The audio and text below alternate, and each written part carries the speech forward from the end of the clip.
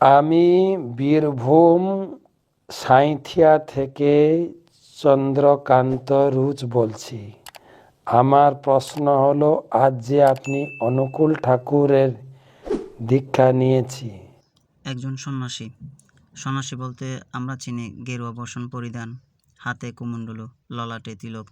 সাধারণত এইসব বিষয় নিয়ে আমরা সন্ন্যাসীকে চিনি থাকি যে ইনি একজন সন্ন্যাসী, কিন্তু বর্তমান সময়ে তা আর দেখা যায় না।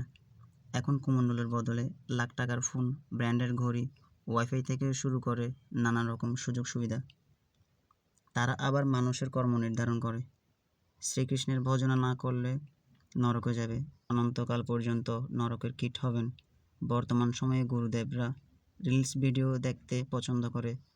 আসলে সাধারণত তারা যখন সন্ন্যাস নেয় তখন জীবন এনজয় করতে না পারলে তারা সন্ন্যাস নিয়ে নেয়।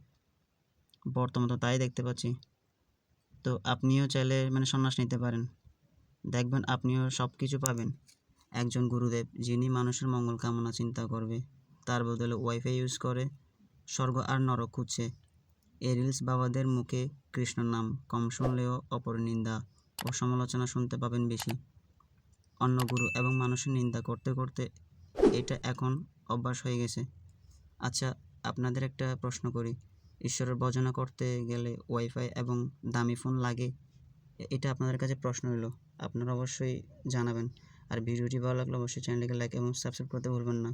তো দেখা হচ্ছে নতুন কোনো ভিডিওতে।